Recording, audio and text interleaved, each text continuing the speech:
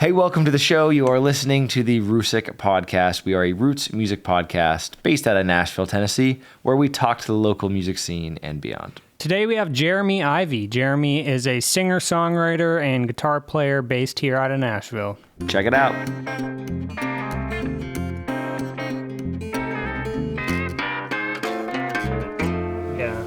Well, the thing AI can do is it can take...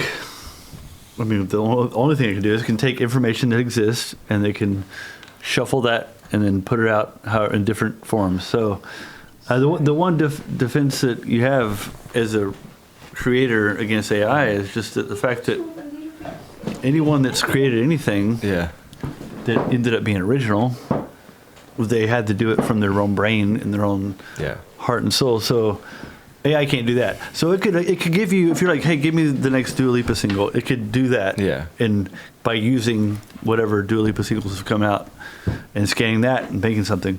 But if maybe her next single is going to be like really mind blowing and like, you know, like her version of like Strawberry Fields or something, you know, like, whoa, you know. So if that is the case, AI can't do that because they can't know your next move, you know.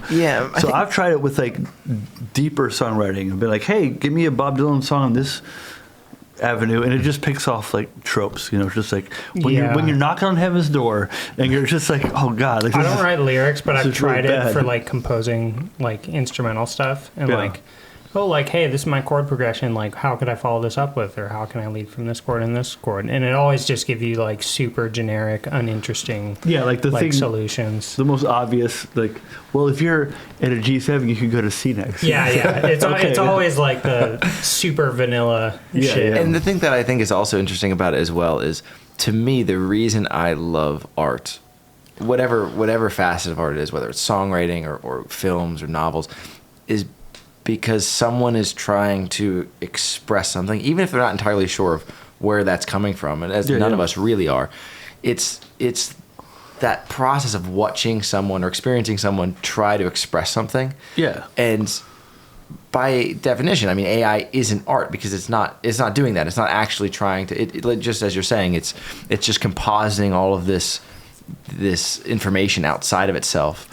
And so it's this weird thing where it's like it almost looks like it's the shell of art. Like it has that sort of facade of, oh, okay, this melody's catchy or these words are well put together, but it doesn't.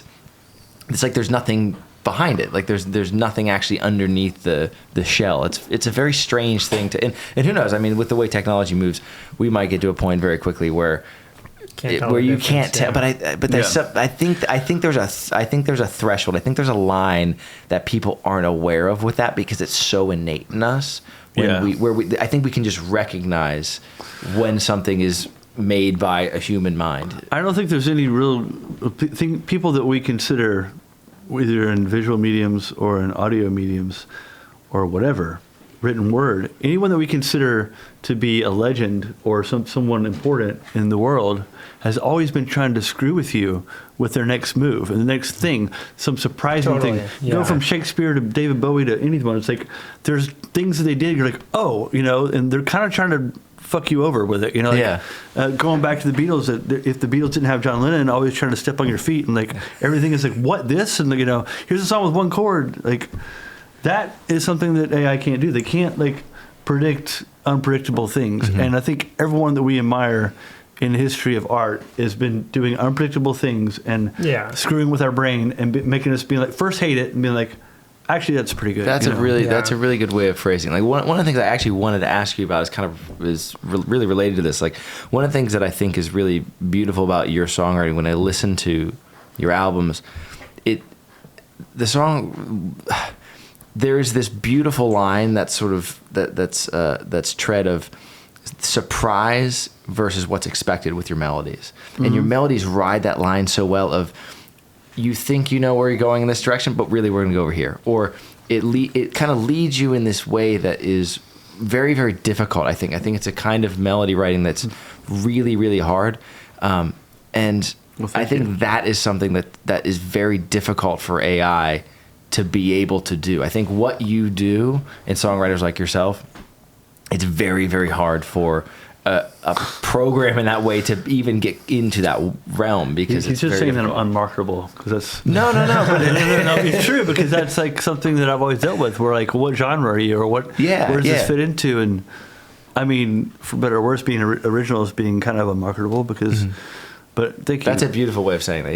Yeah. Being unmarketable is great. It's like, oh yeah, it's like kind of like, I don't know. I mean, I respect people that win Grammys, and I respect all that. I don't really love awards for music or art, because it's kind of like, I feel the same way. My favorite album of the year might have no bearing on anyone else. So the point is, like, it's almost an insult if you win like a ton of Grammys, because you have to be generic enough to appeal to enough people. I tried to explain this to my son, who's now able to understand it. When he was younger, he'd always be like, I like this because it's the most popular thing, Mm-hmm. Like, he was super into Mr. Beast and all this stuff. It's like, well, he's got like millions of followers. I'm like, okay. But I was like, let's talk burgers. I was like, McDonald's has the most sold burgers per year. Do you like a McDonald's burger, or do you like a Gabby's burger better? And he's like, I like Gabby's burger better. I'm like, it's just a better burger, right? Yeah. Well, why is it not selling as much as McDonald's? He's like, well, no one knows about it. I'm like, there you go. Yeah. So the most popular thing, the most Grammy-winning thing, maybe back in the 70s or 60s, might have been pretty good. Nowadays, it's just kind of like the thing that sells the most units, and is the most well-known thing in the world. Mm-hmm. So it's like, it's like water or bread. Everyone, ingests it, but not everybody's into snails. And maybe I'm a snail. So. And music is something that is also, I do think that there's something truly innate. It's an innate need for us. We need music, and we need art in some capacity to go through life, I think, or at least most of us do. And it's very strange when people. I think there's a lot of people in life that I find, and it's almost sort of an uncomfortable realization, I think, as I go through life, when I realize that most people, they don't think about art in the same way that I or my musician friends, or even just people that I love in life think about art, where it is this sort of sacred part of being alive. It's something that really brings meaning and value into life. I think to a lot of people, it doesn't really function on that level. I think for a lot of people, it's just turn on the car radio and like whatever's on is on, that kind of thing. And I'm sure that when we're talking about Grammys or whatever, I'm sure a lot of it sort of plays to lowest common denominator in that way. But I wonder why that is, because I think for myself, it's one of the most beautiful parts of being alive, is get to experience. It's the closest I'm ever going to get to being in your mind or being in your mind. Like there's nothing else comparable. So it makes me sad when I think that a great many people just don't have that relationship to the stuff people make. Well, mainstream music has pushed out so many different emotions that existed in this music when I was even a kid. Like when I was a kid, even the 80s and 90s, there was sad songs on the radio. And I think like if you lose someone that you love, and you are a person that listens only to the radio, you don't really delve into other stuff. So you just lost a friend, and you're driving in your car, and you're switching radio stations trying to find something you relate with. You're not going to relate with, I Had Some Help by like Post Malone. You're going to relate with something that's like really sad and really dark, that's going to bring you to kind of dealing with those feelings. And in the 90s, even maybe the last period of time this is real, but you would turn on either country or whatever, you'd hear like a sad song. I'm just going to pause you for a moment, if that's all right. I think that's a wild statement, because that is completely correct. I've never thought about that in my life. Like, when was the last time you turned on the radio and there was a sad song? That's actually kind of blowing my mind. Yeah, I don't know why that's kind of freaking me out. But I never thought about that. That's very odd. Well, to me, it's telling the entire world from a mainstream standpoint. Yeah. Let's not feel things besides like horny and happy. Horny and happy are very important. They're great feelings. But also the reason I think sad music and sad things are so important is because sadness makes happiness relevant. Because there's no way you can. We all know this. Like if you felt happy all the time, it would be feeling normal. Mm-hmm. If you felt sad all the time, it would be feeling normal. We need the two things to balance it out. You need the relativity. So I think that's something that I actually thought about a couple of days ago, and I think might be what's wrong with music. Not the genre style of music people are making. I don't care if people use auto-tune or they use like studio tricks, but you're not like the emotions aren't being conveyed with the human emotions that we have, which is a big, expansive palette, are not being expressed on pop radio. It's just like two things, you know? Yeah, that spectrum of human experience is so wide. And that, to me, that's something that I find can be frustrating in songwriting. I adore songwriting. It's my favorite thing in the world. But I do find that oftentimes, and I think that this has gotten, at least in popular music, it has gotten more monotone over time. But yeah.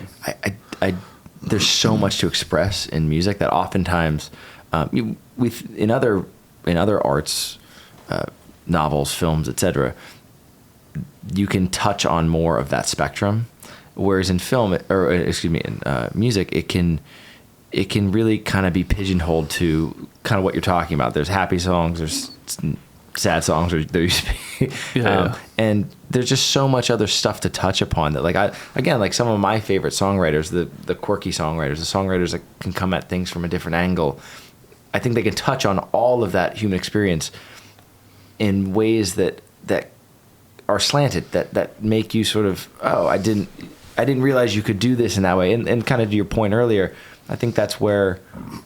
Sorry, it's the soda water, guys. Okay, it's all right. Again, that's another thing we learned very, very fast with doing this. Like, okay, maybe these aren't the best drinks to be giving people. Like, for the podcast. But yeah, I think that's something that when I see that in songwriting, I love it. I love seeing folks who can touch on all of those different parts of the palette, like you were saying. Mm-hmm. It's a kind of a ballsy thing to do, for lack of a better term, you know. Well, and the '90s are a good example. So you can go through almost every genre in the '90s and pick out some really sad songs. It wasn't just like, oh, folk music was sad in the '90s. It was like mainstream rock was sad a couple of times. There was definitely some sad country songs in the '90s. Even in like R&B, remember like that guy Babyface had some like finger picking sort of sad. I mean, Boyz II Men had some sad, rip your heart out songs. Those were like top 10 songs, you know. Like for some reason in the '90s was the last period of time where we actually enjoyed feeling those things in a big way across the board. I'm not a big like Pearl Jam fan, but they had that song Black that made people kind of like cry. Why couldn't I be with you? And like there's longing in it. And I just mentioned like 4 genres, and in rap too. In rap in the '90s, there would be if someone lost someone, especially if it was a public thing like Biggie or Tupac, there would be a song about it, and everyone would kind of like grieve together and be like, "Oh man, we miss." You know, like whomever that may be. It's sort of That was the thing that would happen, and that would. Depression would sell records back then. It still would, but they just don't let people through. I wonder. Oh, sorry, Brian. Why do you think that's not the case now? That the range of human emotion is kind I think of it's narrowed? all about monetization as far as like how many records the horny, happy stuff's selling versus the depressing stuff. Like, you know, if you have a sad song, it might sell like 1 million downloads or whatever in a month.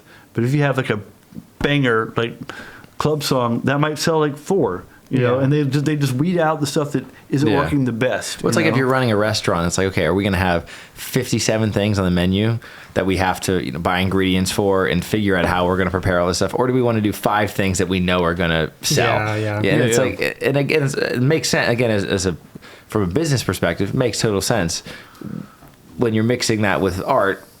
Gives you not the best outcome. I think music and food, it's weirdly enough, because that's what I did before I started doing music for a living was I was a cook and a chef. But, oh, really? But they do have these weird parallels. You can like a menu would be like a list of like what's being rotated on the radio, you know.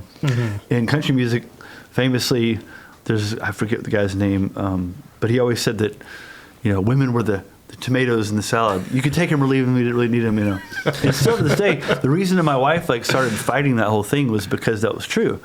And when she first came around in say 2015, 2016, she used to wear this shirt that I think that the first time she was ever in Rolling Stone was because he would say, you know, the tomato thing. And so she had a shirt that said, "You say tomato, I say fuck you," you know. But it's true now. It's almost the same now. So think about people on country radio right now, women. It's like Lainey Wilson.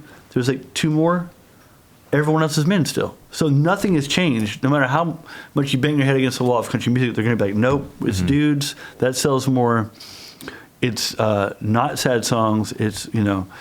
But to give depth to the whole thing, and the thing with sad songs, going back to like why they do it, and it's always money.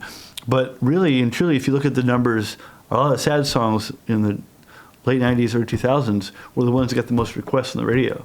The ones that were like, whether it would be Faith Hill or whatever, they'd be like, I want to hear that song because it does something to me. It tears my heart out, yeah. And so even though the other ones might be selling more units across the board, radio play was kind of going to the more, But now that that's all cleared out, there is no sad songs to be even chosen. And you have to go request. I mean, think about the 90s. Like, Elliott Smith had a hit called Miss Misery that was on the radio that got an Oscar nomination. Like, that's insane to think about now. Yeah. There would never be that kind of... It's so funny. This is something I've never really meditated on. It's just never... that thought's never occurred to me. But in pop music, that's just not something we're dealing with right now. I wonder if that's just like a reflection of us being more emotionally reserved as a society. I'm sure it can be a lot of things. Closed off. Yeah, because I do feel like people probably are more like closed off than they used to be back in pre-social media and iPhones and But I'm sure also. I mean, Brian knows I'm the forever optimist, but I'm sure also, as much as right now, sort of the conversation is focusing on that central point of pop music and how that can seem to dominate the world, but there is, there's so much other stuff out there. Largely thanks to technology. I mean, the fact that we can get all this stuff out to people. I think that if nothing else, maybe that allows some place in the market for these other things outside of pop music to take up those, to really capitalize on those emotions that aren't being utilized by pop music. There's so much for that. Something, you're right, like that. There is more of an opportunity with grassroots now because you can. Jesse Wells is a good example. You can kind of like do your own thing, go on TikTok and play your song, and not really do much else. You don't have to be like, "Hey guys, like and subscribe." You just go on and play your songs, and at some point doors were open. But go back to the radio, and why are the gatekeepers still in charge of the radio? Why is it the people like Jesse Wells who have like millions of followers selling out shows across why is he not playing on the radio? There are a certain sort of gatekeeping going on where if your music is political or crosses any of these lines that we don't like, the whole world can be like, this is awesome. I'm going to the show. All my friends are going. We love this. But I really don't know. I know in country music, it's more old fashioned, but why even in hip hop and mainstream rock or whatever, why are we not able to, like, MJ Linderman, sorry I said it wrong. He's great. He's not on the radio either. He might be on like college radio, but I'm talking about mainstream radio where you have 4 channels. You got Jack FM. You got, you know what I mean? Like, I still do think like people like that probably still wouldn't appeal to like a mainstream audience. They just find their kind of thing. The people that it does appeal to, like on social media. I don't know, and I also wonder how much of it is just, and not in a conspiratorial sense. I wonder how much of it is just sort of the gatekeepers, and by their own function of what they do, not wanting to acknowledge that maybe this is the direction people want to move things in. And when you have those gatekeepers in place where, okay, well, this is what I've done. This is what we've done for however many decades now. This is the business model that we think works. It can be a difficult decision for someone to like make that leap and say, okay, well, we're going to go in this direction now. So, some of it, I'm sure you can maybe chalk up to human nature and just that kind of fear of wanting to make those leaps. But I don't know. I'm sure a lot of it is just that sort of cross-contamination between business in a way, in the way that, Country genre is the easiest for me to figure all this stuff out with because I think they're the most like blatant and obvious about what they do. Yeah. I think it comes down to one thing. Is that a good thing or a bad thing? Both. I think it comes down to one thing with this. I think it's danger. Mm-hmm.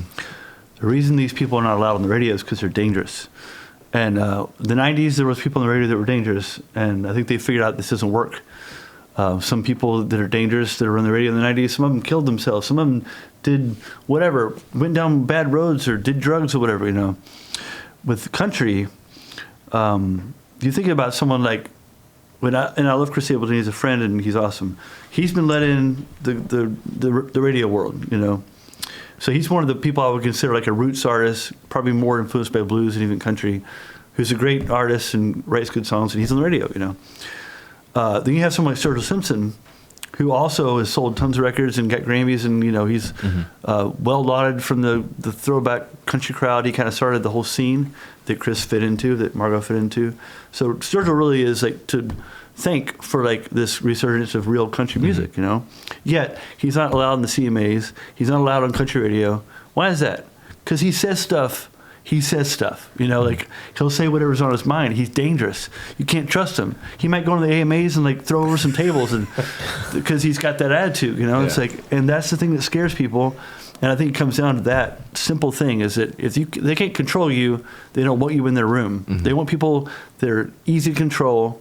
And some of the people that are easy to control, I like their music, you know. Yeah. And I'm not like making fun of them. I'm just saying they've decided to not be troublemakers, you know, and which gives the whole outlaw thing kind of a funny tinge, because the only people that are really considered outlaw and outlaw country now are people that don't do anything wrong, you know.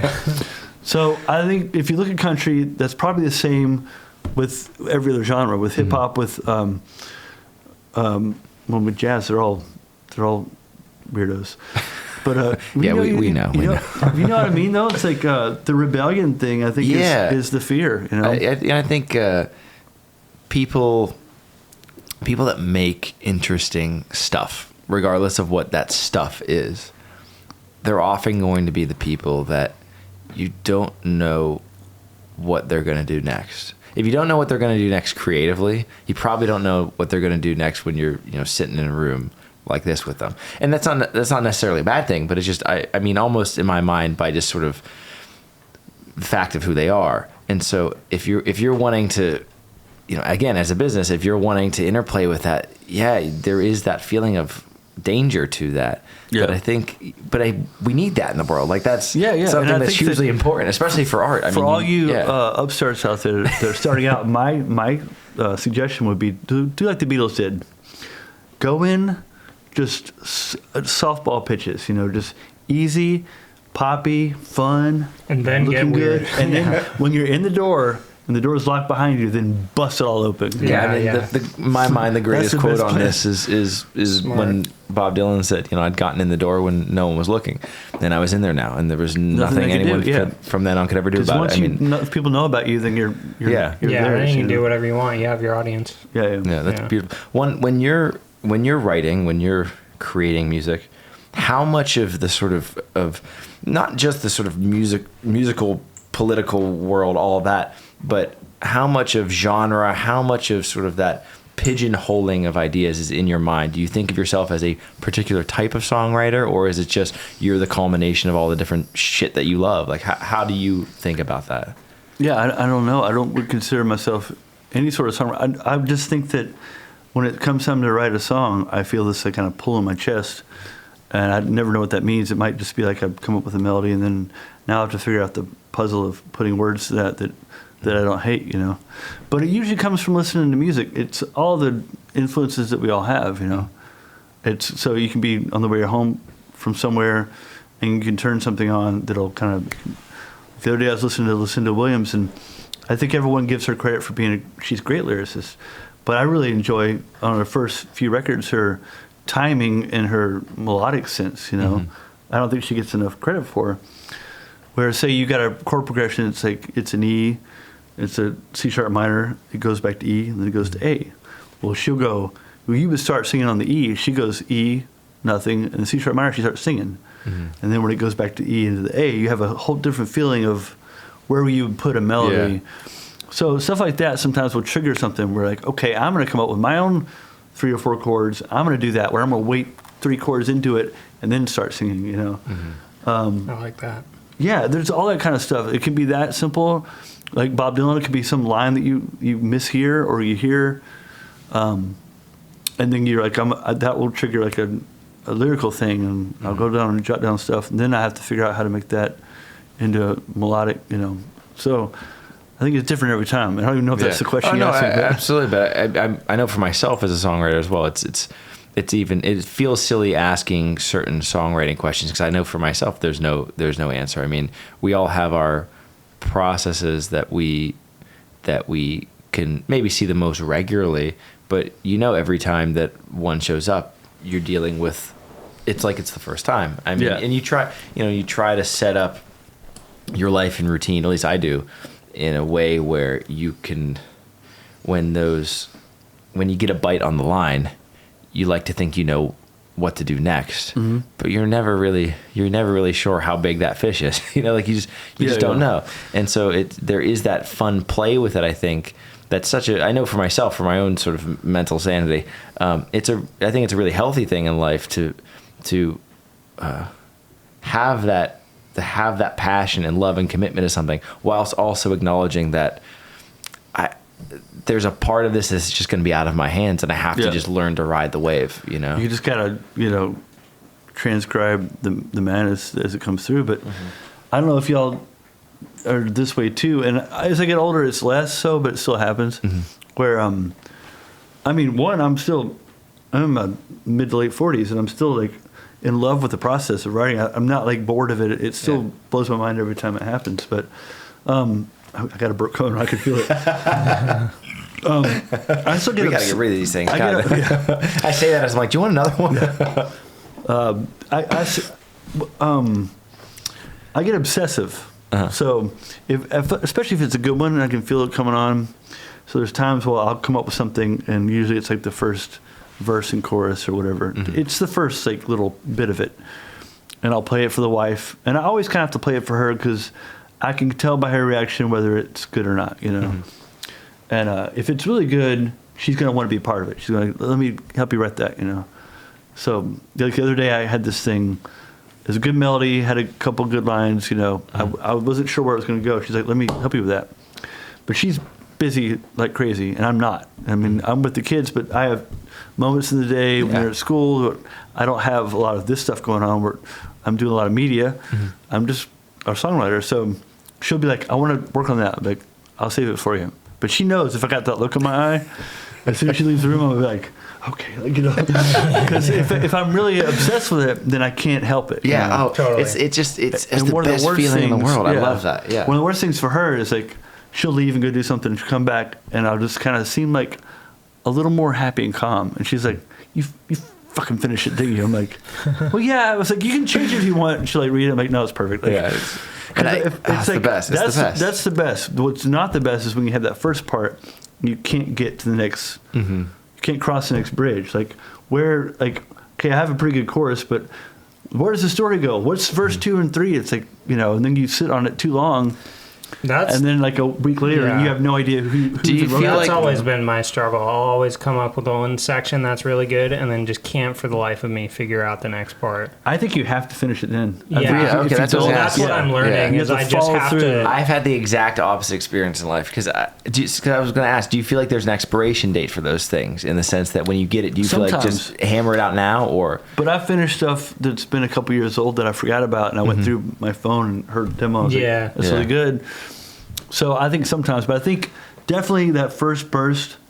If you're planning on a verse 3 and the first 2 verses come out quickly, you got to push on. For sure. You got to get out as much as you can in your own mental. It's there somewhere. Vocabulary. It's there for you. And once you close enough doors, you can't remember which hallway it goes down. I always imagine it like puzzle pieces coming through a door. Yeah. And I think for myself, I used to think the ones that I put together in 60 seconds that show up, and because we've all experienced that, few and far between in our life, but it's occurred where in one moment there's not something there, and in the next moment there is, and you don't know how that occurs. You don't know how you sit down, and all of a sudden that song is there.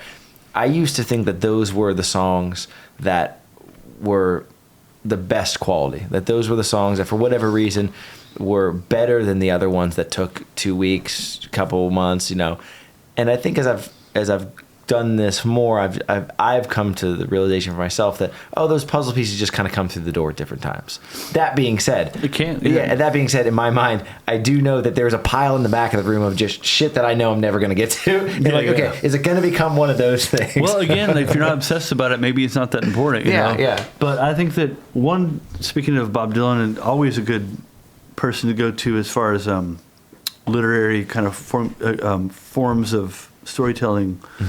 This might not be a good example, because what I'm going to give as an example is one of his songs that actually Jacques Levy helped him write, and he's a playwright, so maybe he came up with this idea. Yeah.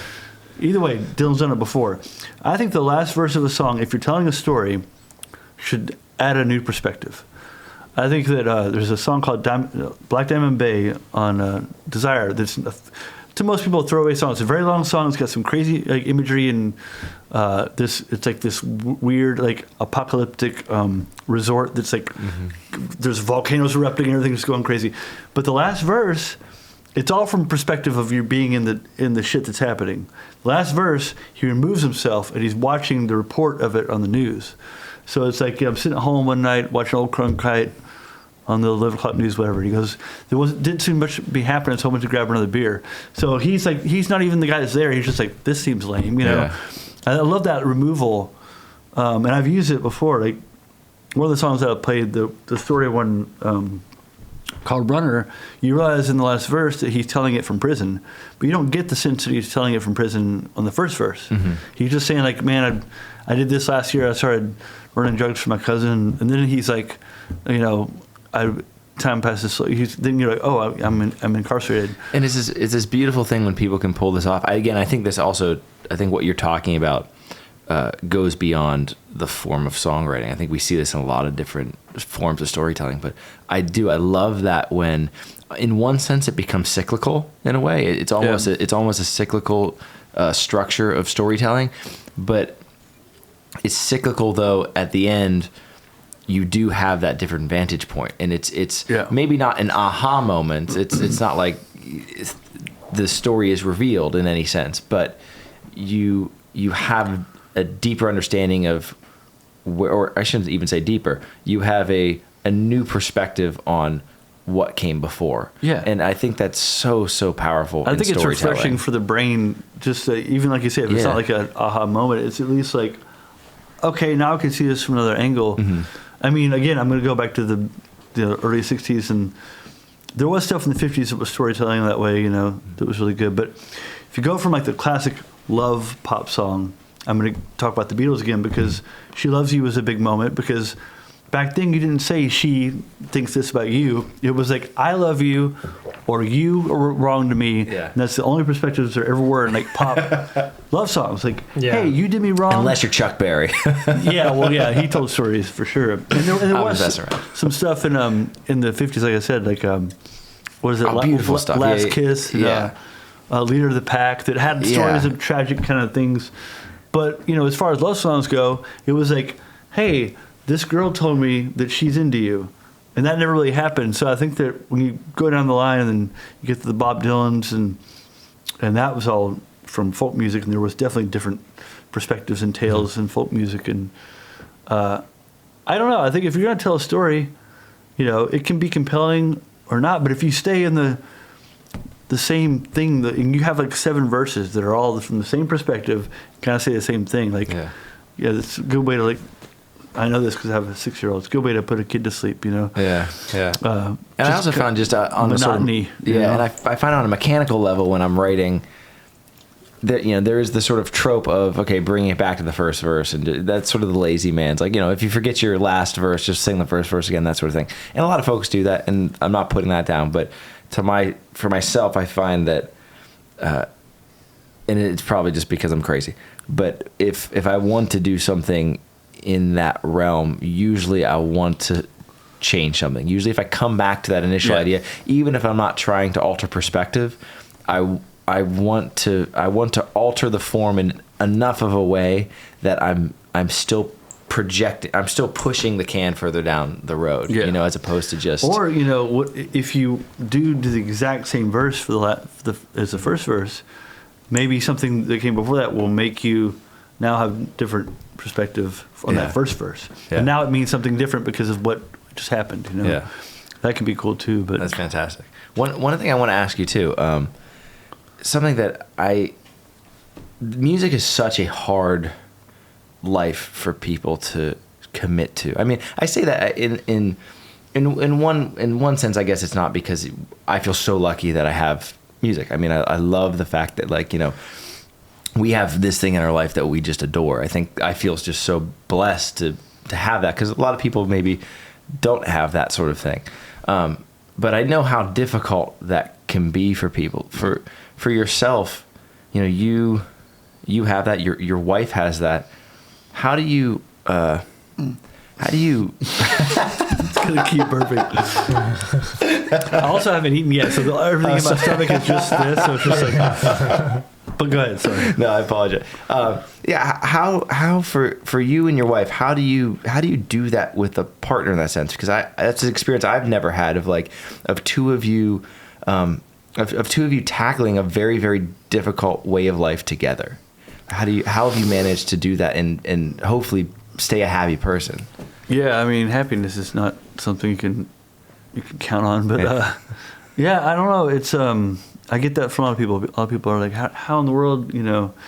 But it's been so long. I mean, I've been with her for almost 22 years, so it's been so long. I can't really remember it not being that way. But I do know when we first met, we both wrote separately. We didn't do the same things. You know, I had like a little band.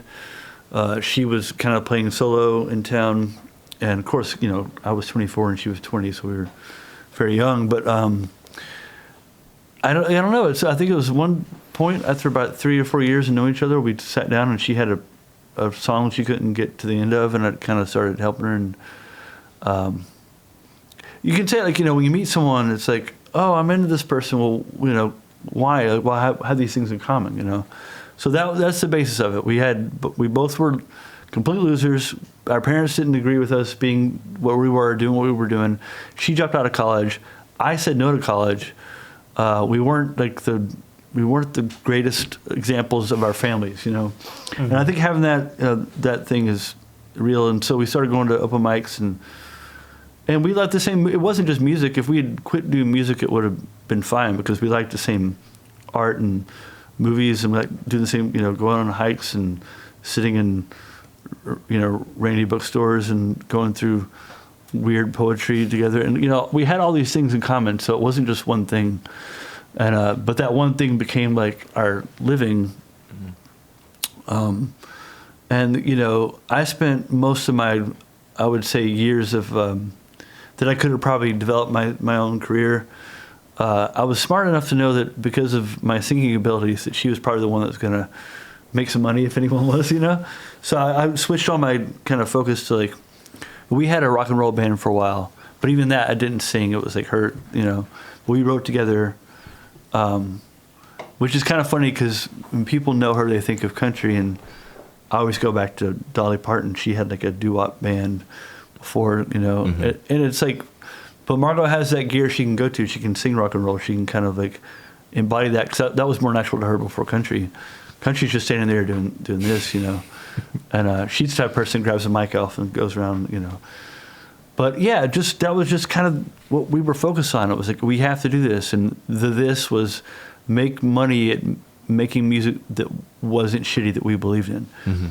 And the make money in music part would have been way easier if we didn't have the second part that we believed in, that we didn't want to slit our wrists over. Yeah. I think one time we had an opportunity to go write some like Music Row tunes with this guy. He was like, yeah, come down here. And we were so embarrassed of the thought that we were like, using pen names, you know. I was Sam Pickens, and she was Sylvia Slim, which is really dorky. But so together, if our, you know, co-write would be Slim Pickens, you know. That's great. But so we would. I remember one time we went into this room, with a couple of the writers, and it was just awful what they were coming up with, and we got so annoyed with it that we started like fucking with them and throwing out song titles that like we thought would never work. Like, how about Truck Balls? We got a song called Truck Balls. And they're like, what do you mean? You know those things that hang in like, we got a song about that, like my fucking truck balls, you know. And of course they kind of liked it, but you know, why is integrity important in art?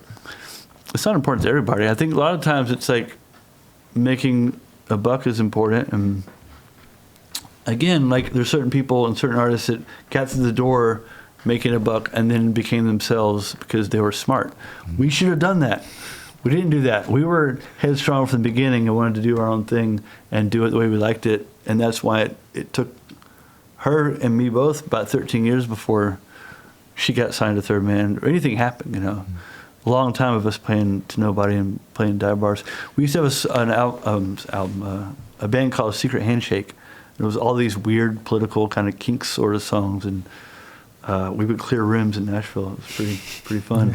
We've all had those gigs. Like our friend would throw us on a bill with like a bunch of other country artists, and we get up there with this like kind of like loud, like jangly rock and roll, talking about like, I think we had a song called "Architects of War," you know, and just people just broke, you know, like when you're experiencing those moments in life where you do clear the room, or where you're playing to 4 people, 4 of which are at the bar drunk. Yeah. Why keep doing that? I know I ask that because I feel like we all have our own answers for that, but why is that thing in you so compelled to keep doing that? Goes back to obsession. Being obsessed with it, you know, it's the only like sane reason to keep doing it. One time when Margo first started doing country, we toured this awful tour because we had like this worst, like, you know, booking agency. But we played this festival, and it was like one of those festivals that's like, it's not a festival if you're in different tiny bars all around the town. Like that's how South by got started. But it's kind of like that. It was up in the north, and we literally played for like, we had to play for like an hour and a half or 2 hours. And we played to a cutout of Kenny Chesney for like an hour and a half, you know. And it was just, that was the gig, you know. And we were still going to get paid our $500, so it didn't really matter to us. Yeah. And no one was there, but I'll never forget like that one cardboard cutout and no one else in the room, you know. And sometimes that's the deal, but it's like you curse it and you say, I'm never going to do this again. This is it. I remember at the end of that tour, we're like, this is stupid, you know. And that's actually when we quit. We're like, we're done with this. We're done with music. And then she got arrested and went to jail for like, I think it was 3 or 4 days. And then she started writing these country songs in jail. And then when she came out, she played them. I'm like, this is really good, you know. But our band was now defunct, and we were just like, we're not going to do that. And that was when I was like, because it's obsessive, you know. It's like, well, we got to make an album. We got to go record these songs. And we had been through Memphis, and we had gone and toured at Sun Studios, and there was a sign like, record your own album, which I thought was going to be this like cheesy thing where you go in there and you sing like an Elvis song, you get like one take, and like, well, here's your disc, you know. Yeah. But it actually was this guy that was doing night sessions there, and he was serious about making records. He wasn't like the touristy trope guy. And that was Matt Ross Spang, and he was like, come to Memphis, I'll cut you guys a deal. I'm like, we have no money. He's like, well, just come here and record. And that's when I sold our car. We had a little Mini Cooper, and it wasn't a car, it was our only car. We had a child at this point. Like, I sold our car to go make a record, and we started having to take like cabs and Ubers just to the grocery store for a minute. And I remember I got like $9,000 for it, and we went to Memphis. And I think we gave like Matt Ross Band $2,000, and then we paid the musicians that came with us. And I think at the end of the day, I think we had like $1,500 left, you know, that we ended up putting into mixing it and mastering it, which is so all in for the whole trip and everything. It was about $9,000, you know. It's like 5 days. We did it, and then we get back home. We're like, this album's great. It's great. And then that kind of come down, and they're like, oh shit, we don't have money or a car. Like, what do we do without money or a car, you know? And so we both had like a couple like contacts, and I started working in a place that I could walk to from the house. And I think I borrowed some money from my dad so we could get to the first paycheck. And we started kind of thinking like, well, as soon as anyone hears this record, we're good. You know, this is really good. It's going to be, and it was like months of like sending people, you know, like I remember Sony was kind of interested, which was crazy. Like, oh, major label, you know. But she would go there. It'd be like 5 different meetings. You go the first time thinking, this is it. We're going to get signed, you know. Like, we don't like the countryness of it. Take the fiddles off. Take the whatever. And, of course, again, going back to us being hardhead, we could have just been like, okay, now give us $1 million. They'd be like, here it is, you know. But we're like, no, that's how the record, it's got fiddles and pedal steel on it, you know. Well, we can't market this, you know. Then it'd be like, okay, come back in a week later. Let's talk it over again. The band would go and perform for the CEO of Sony. We like this one song, but all the rest of the songs have to be rewritten and recorded. No, this is the album, you know. And so it just went back and forth that way, and some labels would send back, like the quote would be, we've got too many girls already, or just all this like stuff we go through. And again, getting to the point where we were almost done again. It's like, I can't do it. I think I was working at Duke's, and she was picking up waiting shifts. I was like, we just can't do this. I got to get like a real job, and and it was then. And we played a show at the Basement East, and Ben Swank from Third Man came, and he heard it, and he was ranting and raving at Third Man. You gotta hear this girl, and then again we kept going in for meetings with Third Man, and then it would be like we get a babysitter, we both go in there, and then last minute he'd be like, hey, I got to cancel today, and we're like, no, we got a babysitter, we have to come in. I think this one time we just forced our way in, like, no, we're coming, and so we got there, and the whole thing, the reason they kept canceling it because they wanted Jack to be there, because he had to make sure Margo could sing live, and it wasn't just all studio stuff. So he finally shows up, and I think Ben was like stalling until he got there, and was like, let's go in the next room and cut like a live acetate. She's like, I didn't have a guitar. I don't have a guitar. And he's like, here it is, So she goes and she sings a song, and Jack's behind the two-way mirror listening, and that was it. That was the audition. And they're like, yeah, we're going to sign you, And from then on, it was, and Third Man was awesome. They were behind her fully, And that was the moment, like I go back to the Beatles, that's the moment where she got her foot in the door. Because her first album was like top 10 Billboard, and it was like news everywhere. Like there's this like outlier who's like kind of got in. So even though it hasn't been totally easy since then, she's been able to do whatever the hell she wants now because she's got an audience. So it's like too late for everybody that didn't want her there. As you're saying, like once you're in the door, then you can't really. I think it's important too. I mean, yes, we kind of joke that do the smart thing, do the Beatles route. Get your foot in the door, and then have a creative voice, so to speak. Yeah. But I do also think it's wildly important to live in a world where we have people like yourself that say, no, this is what I'm doing. And if the rest of the world isn't interested in that yet, well, fuck you, that's your problem. Yeah. I think we need that in the world. I think truly, I think we need people like yourself to be able to, because suffering through that is no small feat in life, and people do that. And for myself, those are the people that I find immense respect for, who are willing to do that because they think that that's what they need to do. When you're going through things like that, I mean that's a large swath of your life.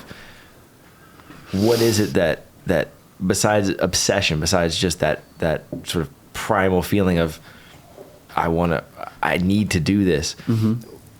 What is the thing that what is that point of enjoyment that enjoyment may not be the best term, but what's that part of, what's the positive that you're getting out of that thing in your life? Well, we call it the new song high, and recording an album is fun, but I think we all know this, if you record an album, you write it first, and then you teach it to some musicians, and then you record it, and then you mix it, and then you master it. We're talking about months of the same 9 to 10 songs. And you might love it when you write it. So I figured this out after years and years. I think the real enjoyment for me is when the song's done and I love it. That's it. Yeah. Because once it's recorded, and once I actually am going to put it out, I can't hear it anymore. It drives me crazy. It's like, that scene, y'all see the Love and Mercy, the biopic of Brian Wilson? Yeah, I have not seen it, but I've heard good things. Yeah, I've heard very good things about it, yeah. Well, John Cusack plays, it's really good, but John Cusack plays older Brian Wilson, and there's a scene where he's on a boat, he's with a girl, he's kind of like flirting with the girl, and the only other person on the boat is the captain of the boat, kind of giving them the little trip out to sea, and he starts playing Sloop John B., and then Brian's like trying to talk to the girl. He's like, oh my God. He's like, hey, can you turn that off? And he's like, oh, I'm just playing it because I love you. He's like, it's kind of wrecking my brain, man. Yeah. It's like, so sometimes I'll be going through, doesn't happen often, but I'll be going through like a grocery store or, places like Cracker Barrel. I like to play Margo. But I'll be like, just doing something. And then like a few notes or something comes on. And I at first don't know what it is. I'm just like, I just immediately, my nervous system's like, fuck this. You know? Like, I don't even have to focus on why I don't like it. I'm like, I don't like this chord progression. I don't like the way. And then she starts singing. I'm like, oh, that's Margo. Okay, yeah. Like, that's a good song. I just had a little bit of a reaction. I know what I went through to get. So yeah, I was part of every step. So that's fantastic. Yeah. I think the most enjoyable part is when you get done with the composition and you know it's good. Mm-hmm. Yeah, that to for me sure. is and that sort of pride in a well done. I do enjoy when an album comes out, whether it be on a small scale like my stuff or a bigger scale like Margo's. I do like before it comes out and you send it to a buddy, you're like, hey, check this out, you know, and you wait like this, like for about like 30 minutes, and then you start getting a couple dots, like, hey, this is really good. Oh, here we go. When my friends like it, then I get satisfaction out of that. And sometimes this is a really dorky thing I'll do. Sometimes album's done, like I'm gonna send it to you. Like, hey, you want it? You're like, yeah, I'd love to. You know, I'll send it, and as soon as I know that you're playing it, I'll play it too and listen. Think through your ears. What's he thinking? What's he thinking right now? Is he like this part? You know. So is there like live texting me? I'm like at the same song. I'm like, oh yeah, I hear that. It's cool. You know? That's funny. That's just me being honest. You know? No, that's great though. I love that. Yeah. I think with songwriting too, with music, it's.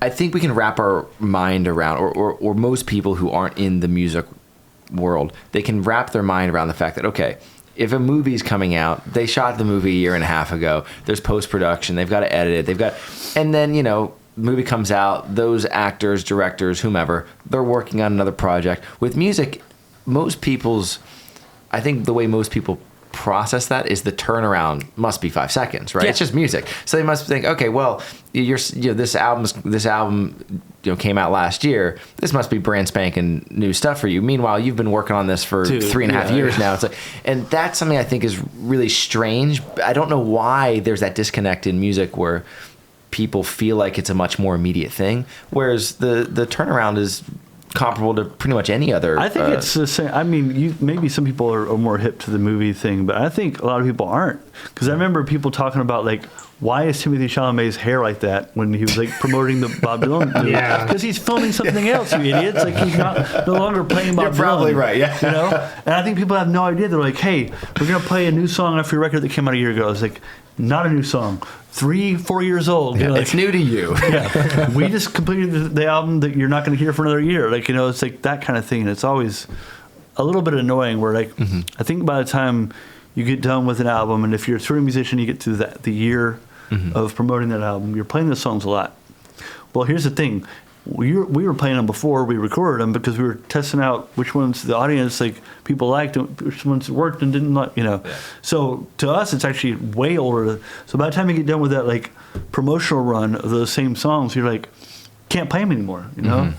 I go back to Elliott Smith because I'm a fan, but like, there's a great clip of him playing EXO, which is that waltz, whatever. It's kind of popular. He's playing it after his tour of it, after he'd done all his promotion for it, you know. And he stops in the middle. It's like a big thing, like I forget what radio station, but it was a big station. He stops in the middle of it. It's being filmed, you know. He's like, I can't play it. Like, why? He's like, I play it too many times. It doesn't mean anything to me. We're like, well, we like it, so play it. It's like, doesn't matter if you like it. It means nothing to me. It's like saying spaghetti too many times. You don't know what the word means anymore. And there is a little bit of that. Like, once you're done promoting a record, like, those songs are like your mortal enemies. Like, it's like saying the same word too many times and you don't know what it means. And it's hard to recreate that same spark you had when you wrote it. Yeah. And some people can. This is where my favorite artistry comes into play. Some people can keep that fresh. Some people can just through approach and creativity find ways of coming at that song from a different angle. Yeah. And, you know, obviously we see this. It's the entire world of jazz, right? People can approach those creative ideas from different angles and bring something beautiful and new to it. And that's, for myself, I think, songwriting aside, that's probably the thing in music that I'm most in awe of, is when people can have that creative mind that can allow you to sit with something in that way and constantly reinvent. For you, if you had to pick your sort of Mount Rushmore of artists, I mean, inside music, outside music, who are the people that really have influenced you in your life? I mean, it's just Bob Dylan is probably the most influential as far as any sort of lyricism, and the Beatles too, because that was something. So I was raised in a very religious home, and I wasn't allowed to listen to really anything secular. So it was like I really got into Beethoven. It was either classical or Christian, and I recognized pretty early that classical musically like got to me more than Christian music musically. You know, I liked old hymns and stuff, but as far as like, did you feel the sandbox was bigger? Like what was it about classical music that? Just the movements of it, the musicality of it was broader. You know, also going back to what I was talking about before, the reason that Beethoven appealed to me because there was depression, there was a darkness to it. Christian music obviously didn't have depressing songs. So it's not part of that genre. It's all supposed to be uplifting. Yeah, even if it's like, oh, we're sad because Jesus died, but then he arose. Yeah, you know? There's always a happy ending to it. So I'd live with that for a while, and I remember I would sometimes get like recordings of things, and if my parents found out, they would get rid of them or I'd get in trouble, you know. And I think I would tape stuff in the 90s off like radio, and I would keep like these little mixtapes, and so I had that. But I think the first album I was allowed to get, like, okay, you can have this, was Rubber Soul. And I'd only before heard like early Beatles stuff, so that was kind of like a little bit of a revelation to me. Was it jarring to you to hear that? It was great. It was like it was to me using those classical changes.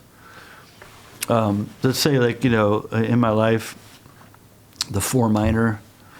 That's something I heard in classical music, but I didn't hear, you know, really in pop stuff. Or at that point, anything on the radio in the 90s wasn't doing the 4 minor. Stuff like that, you know. Actually, I think one of the songs I played has a prominent 4 minor. But it's a good chord. So yeah. So yeah, those basic things that everyone would say are kind of true for me. And it wasn't until later I started getting into things like in the songwriter world of like the John Prines, and you know, I think I got into John Prine because I got a cassette at a thrift store that said Prime, and I was like, what does that mean? And it was just like kind of the greatest hits of. And that changed my perspective. Simon & Garfunkel too, because that was another thing I was only allowed like this small list of things that my parents deemed like wholesome, you know. Yeah. And Simon & Garfunkel was wholesome, but the cool thing about that is those early Simon & Garfunkel records, they were the voices were absolutely panned. So you had Paul on the right, and you had Art on the left. So that's how I learned how to do harmonies. So I'd just listen to Art's part and I would memorize it, and turn Paul's back on, I would sing Art part, and I'm like, well, that's how harmony works, you know. That's beautiful. Which I think is a cool thing that they panned them that way, because it makes it really easy to hear. The students of harmony can be like, okay. Yeah. Because when you're first learning, harmony doesn't make any sense. You're like, it all kind of blurs together. The melody's like bum, bum, bum, you know. Yeah. But if you're like, you know, you got to do like a like, what is that? That's not this melody, you know. Yeah. I've tried to explain this when Margo was first learning harmony. She was like, I don't get what you're talking about, because she always was such a strong lead vocalist that she only thought about melody. And I was like, just think of the wrong note, sing the wrong note, you know. And then she started. Now she's really good at it, you know. But that's a great way to articulate that. Actually, note that's still kind of in the key, but it's not the right note. It's not the note you're supposed to be singing, but it doesn't sound bad. Yeah. That's a great way of putting it. But yeah, that was what got me into all that. And so to be honest, it would just be Beatles, Bob Dylan, and Beethoven. That's the three Bs. You know, I'm gonna be honest. That's a pretty good Mount Rushmore right there. So it's hard to compete with. I was actually just thinking about this as I asked you that. One of the folks on my Mount Rushmore we just lost recently, and we haven't really talked about it. But Todd Snyder we lost very recently, and I don't even really have much to say on it other than the fact that it feels very strange that he's gone. And there's a lot of songwriters in my life that I've looked up to, and his songwriting is, I think if in any, again, I think this transcends songwriting. In any form of art, if you can present something into the world that is unequivocally yours, I think that's in a lot of ways the highest honor you can give something. And one of the things that I just kind of want to speak it into the world, because I don't frankly know how else to convey this, but you can hear 2 lines from a Todd Snyder song, and you know that's who wrote that song. And I wish there was more people who made stuff that could get to that place, because it's such a hard place to get to. Yeah. And he's one of those guys that I'm just not to bring the mood down, but I'm just incredibly sad that we don't have him anymore. Well, one thing I'd say about him too is he's one of the dangerous ones. The reason that he was never in the mainstream is because there's songs that he has that are jarringly honest, So no one, the gatekeepers aren't going to let that. Oh yeah, there's no way that crazy man in. But I really liked him as a friend, as an artist. The thing I've started to learn, which I probably should have learned a long time ago, because it's just what the nature of life. But we were good friends with John Prine when he passed too. So sometimes you'll see people, and you just take for granted that you're going to see him again. And I saw Todd right before that happened. He was at the Ryman singing with Margo for the John Prine tribute, the You Got Gold, and they did In Spite of Ourselves together. And he was upstairs in the green room with Margo, and I went up there and joked around with him. He was having a lot of back pain, talking about that. But we had this whole plan me and Margo and Todd were supposed to write when he got off the road, which would have been next month in January. And it'd been a thing where he reached out to Margo and said, hey, I keep forgetting that we need to hang, we need to do, be in each other's lives more. And so that's the thing that stings, is that there was a plan, there would have been songs, there would have been times, and you just don't think of it every time that when you see anyone, that it possibly could be the last thing that you say to them or do with them. Mm-hmm. And I'm getting to the point, and I know the fact that the older you get, the more people you lose. That's just how it goes. But in the past, 7 or 8 years, I've lost maybe 3 or 4 people that were close, and it's. I'm trying to live in the moment. I'm trying to, like Warren Zevon said, enjoy every sandwich, enjoy every interaction you have with people around you, because, I went to Dee's a couple of days after seeing him, and then I ran into a buddy who was like, we don't know for sure, but I think Todd's in big trouble. I didn't know the story. I didn't know what's going on. And I was like, trouble how? I was like, I don't know if he's going to make it. And there was that portion of the experience. And then there was maybe 6 hours later, it was announced online, Mm-hmm. And so I don't know. The only lesson to be learned is, 1, write songs like Todd Snyder. 2 is good lesson. Just drink in your interactions with people, because they're all finite, and even you're finite. So, hopefully, if there's anything good that comes with losing someone that's great, is that they'll look at you the same way, and you'll treat each other like the thing that you're doing is more precious than you realize, because it's that's the best thing about death, and there is something good about it. Is what I was saying, the happy and sad, you don't appreciate one without the other. Mm-hmm. If we lived forever, it's funny having kids, because you have to explain this, I think only recently, maybe, my daughter's 6, so maybe around 4. She's pretty smart, so she started getting onto it. She's like, I'm going to die, you're going to die, everyone's going to die. It's like, yeah. And then she's like, I don't want to die. I'm like, well, I get that. I don't want to either. But let me tell you this, something that you don't understand yet. You do not want to live forever. That shit would suck. Think about being 9,000 years old. You're like, more of this? More? I eat, I shit, I sleep. 9,000, I'm sorry, but there's an end that we all come to. Yeah. And I think when our body starts to fail in a natural way, and we're in our mid, late 80s, I think all of us have that. I say us, haven't been there yet, but I feel like it's true. Yeah. This thing I'm kind of ready. I think I've done the thing. I've done all the things. You've experienced enough of life. I've experienced gravity. I've eaten the apple. I've walked to the store. I got bunions. I did all the human things. I got it. I petted a dog, and at some point you're like, I can't do this forever, because I'm not going to be able to find joy in it forever. Totally. Yeah, and I think it's there's something to just recognizing that, and recognizing that it's kind of like what Brian was saying earlier today.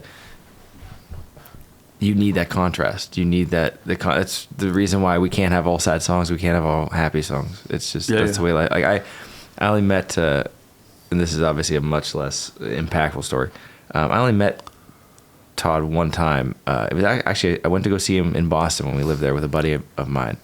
And after the show, this is back when I smoked cigarettes, we were just hanging out down the street, having a cigarette, talking about how great the show was and probably what show we were going to go play that night. And he came walking down the street with his dog, and we talked to him for a minute. And I was telling him at that point that we were thinking about moving to Nashville. And he said, yeah, come out there. Come find me sometime.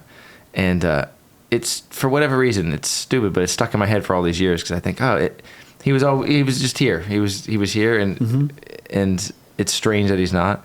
But I'm really glad that we've got folks that still are doing this for the right reasons, and we're always gonna have people who do this for the right reasons and who want to just keep making music because they're obsessed with it and that they love doing it. I appreciate you coming out here and doing this so much, man. Like, this has been a ball just to hear. The songs are beautiful. I can't wait for everyone to hear this stuff because they sound fantastic. But thanks. Thanks thank you so much. Yeah, I love it. Awesome. Well, thank you guys for watching too. Cool. Yeah, that was fun. That was so great. Yeah.